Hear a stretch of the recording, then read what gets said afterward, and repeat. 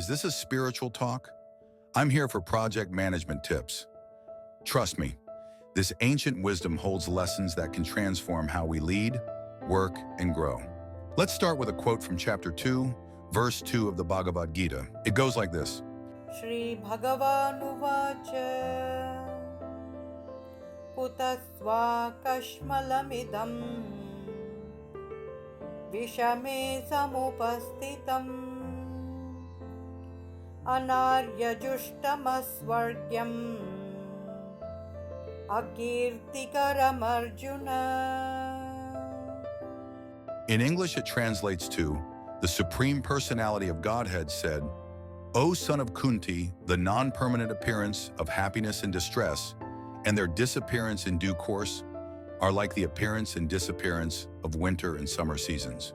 They arise from sense perception, and one must learn to tolerate them without being disturbed. Now let me be real with you. That sounds like a lot of deep stuff, but it's actually saying life is going to throw challenges at you. Just like the seasons change, so will your struggles. The key? Tolerate them. Don't let them disturb your inner peace. So let's take this wisdom and tie it directly into something that we all face: project management and leadership. All right, picture this. You're managing a project, things are going well, everyone's aligned, deadlines are clear, and then, bam, a critical resource is unavailable last minute. A stakeholder throws in new demands that weren't part of the plan. Oh, and by the way, you just found a massive risk hiding in the project plan that could cause delays. Sound familiar? Yeah, I've been there.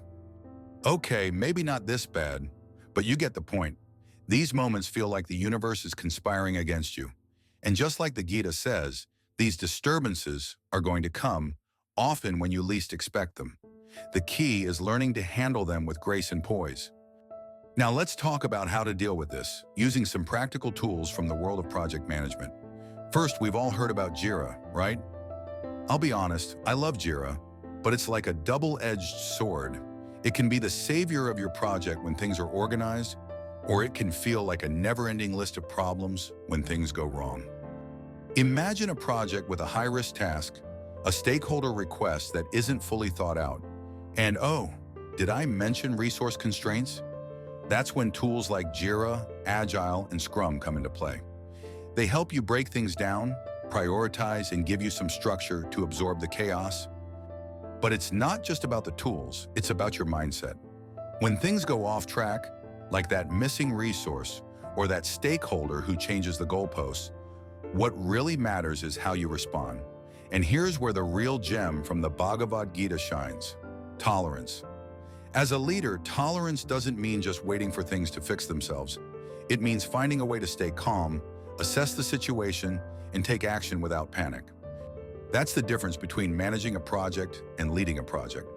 I'll be honest, my biggest growth moments as a project manager came from times when I had to pause, take a deep breath, and let go of the frustration of the situation. Yes, even in the middle of a crisis, it's possible to lead with clarity and not react impulsively. And here's a little bonus. Have you heard of prompt engineering? No, it's not as mystical as it sounds, but it's a great modern analogy to the Gita's advice.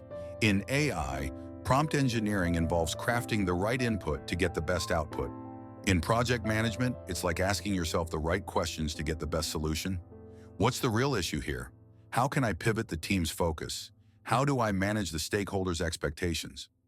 By framing the problem in a clear, actionable way, you're taking the wisdom of the Gita into your daily work, tolerating the challenges, then creating a plan to address them.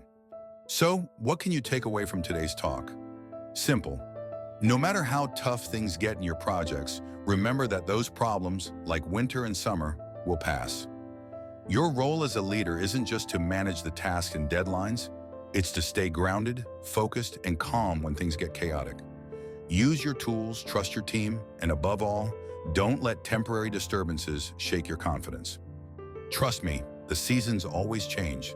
The key is how you weather the storm. Thanks for tuning in today. If you found this helpful, make sure to like, subscribe, and drop a comment below with your biggest project management challenge. How do you deal with seasons of change in your work? Let's chat.